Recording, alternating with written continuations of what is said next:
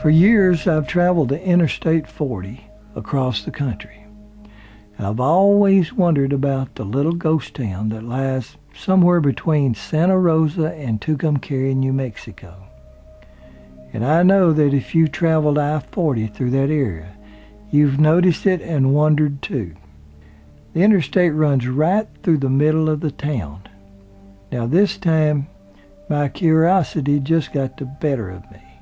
Why would a whole town just decide to up and leave homes, churches, schools, and buildings and just get up and move?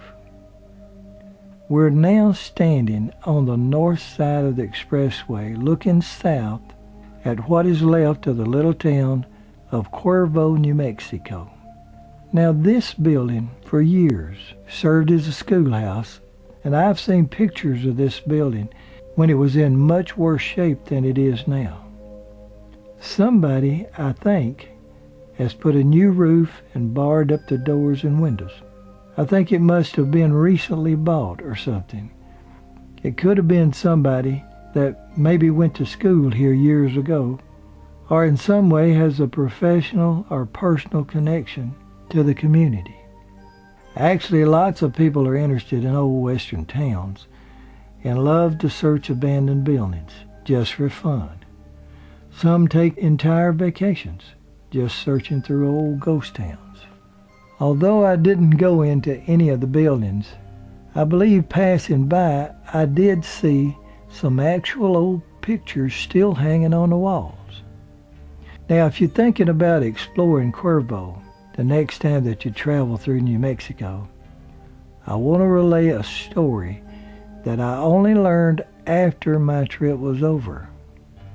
Now, this is the empty Getty Memorial Church. Some say it used to be a Catholic church, and then later on it was a Baptist. I don't know. But as you can see, it looks better than most of the buildings in town. Has a fence around it, and the windows and doors are nailed closed to keep everyone out. Well, there's a reason for this. I grant you it wasn't always in such good shape. In June of 2013, when an Albuquerque couple who loved exploring old abandoned towns walked through the open doors of this church, they were in for a shock. Scrolled across the sanctuary in blue spray paint was the words, Church of Fornication. Now, thinking it was most likely just vandalism, they continued their quest to one of the back rooms. This time they felt more than shock. This time they felt fear. They had stumbled onto what looked like an active sexual trophy room.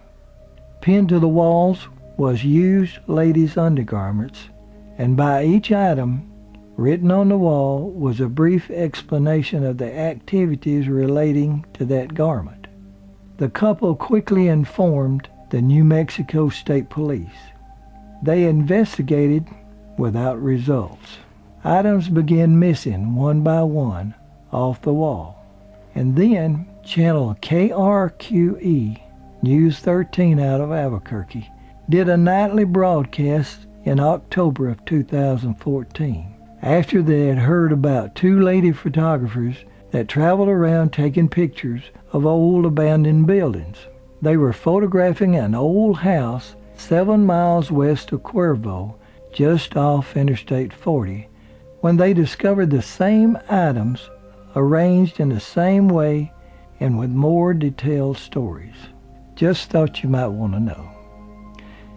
In 1901, the Chicago, Rock Island, and Pacific Railroads helped establish Cuervo. First it was railroad workers and later others. By 1910, cattle ranches began to spring up around the town. By 1926, the town got its biggest economic boom when the new Route 66 was established, the Mother Road as it was called, bringing thousands of travelers out of the Dust Bowls of Oklahoma on their way to the Golden State, right through Cuervo. Soon they had a filling station, a hotel that travelers could stop and spend the night. a medical clinic in case of injuries or illnesses. Those were the good old golden days of Cuervo, and it lasted until the late 60s, when the nation was introduced to the superhighway system, Interstate 40, the same as Route 66. It went right through the middle of town.